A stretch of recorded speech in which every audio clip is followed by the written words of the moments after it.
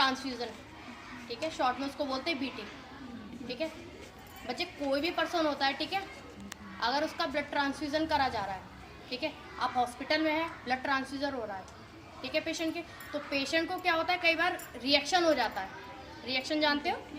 Allergy हो गई। Like person को अगर आपने बीटी स्टार्ट करा, यानी ब्लड ट्रांसफ्यूज़न दे रहे हैं, ठीक है, तो क्या हो गया, रैशेस पड़ गए हाथ में, लाल जख्म पड़ गए, ठीक है, लाल लाल मतलब स्किन जो होती है रेड हो गई है, ठीक है, दाने उभर गए हैं, ठीक है, कपकपी चढ़ रही है, एकदम बुखार आ गया, शिवरिंग हो रही है, ये सब सिम्टम्स होते हैं पेशेंट में क्रिएट होने लगता है। तो आपको इमीडिएट क्या एक्शन लेना होता है, ठीक है।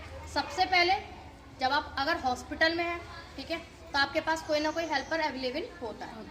ये हमारा लाइक पेशेंट है, ठीक है। अब पेशेंट को अगर एलर्जिक रिएक्शन हुआ, मैंने बीटी स्टार्ट कर, सबसे पहले मुझे क्या करना है, अच्छे से उसे विजुलाइज करना है, यानी ऑब्जर्व भी करना है, उसको कंटिन्यू देखना है, उसको कोई एलर्जिक रिएक्शन तो नहीं हो रहा है। 15 से 20 मिनट तक बीटी स्टार्ट करने के बाद हम ये चीज़ को क्या करते हैं, ऑब्जर्व करते हैं, पेशेंट को ऑब्जर्व करते हैं कि कोई एलर्जिक रिएक्शन हो तो नहीं रहा पेशेंट को। यस मैम, ठीक है। अगर कोई रिएक्शन नहीं हुआ तो आप बीटी स्टार्ट कर सकते हैं, ठीक है।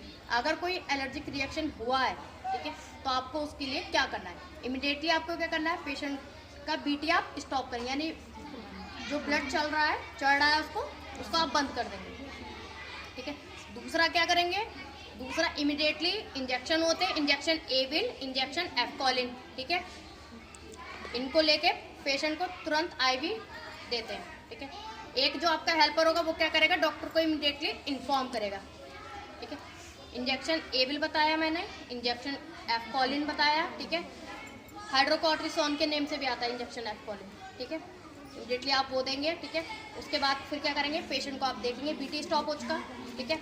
फिर क्या करना है, इंजेक्शन आपने दिए, तुरंत 3 वाइल्स होती हैं, ठीक है, ETTA प्लेन वाइल होती है, इनमें तो आपको कम से कम सैंपल लेना है, 3 में चाहो 3 वाइल में सैंपल ले सकते हो, 2 में चाहो 2 वाइल में सैंपल आपको लेना है। ब्लड सैंपल आपने कलेक्ट करा इमीडिएटली, ठीक है, उसको पीटी वाइल या वाइल जो भी है, बैक्यूटेनर भी बोलते हैं, वाइल्स जो होती है जिसमें ब्लड कलेक्शन होकर सैंपल जाता है, उसे बैक्यूटेनर बोलते हैं। उसमें आपने उसको डाल लिया, ठीक है, उसके बाद आपने एंट्री जो भी होती है वो करके लैब को भेज दिया, ठीक है। जब तक वहाँ पता लगेगा ना एलर्जी का कॉज क्या था, इतने में आपको क्या करना है, पेशेंट की केयर करनी है।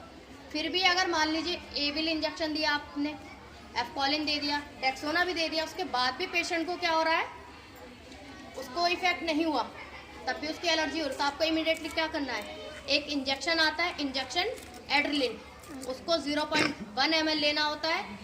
इंसुलिन सिरिंज यानी 1 ml की सिरिंज, यानी ट्यूबरकुलन सिरिंज बोलते हैं उसको, उसमें 0.1 ml लेना होता है। इमिडिएटली पेशेंट को आईवी दे देना होता है, ठीक है। उससे क्या होता है, एलर्जिक रिएक्शन पेशेंट का कम होता है, ठीक है, और पेशेंट को कुछ टाइम को रिलीफ मिलता है। इतने में डॉक्टर आ जाते हैं, फिर जो भी डॉक्टर प्रोसेस करना चाहें, जो भी आपको सजेस्ट करेंगे उसको आपको फॉलो करना। समझ आया? Yes ma'am. Thank you.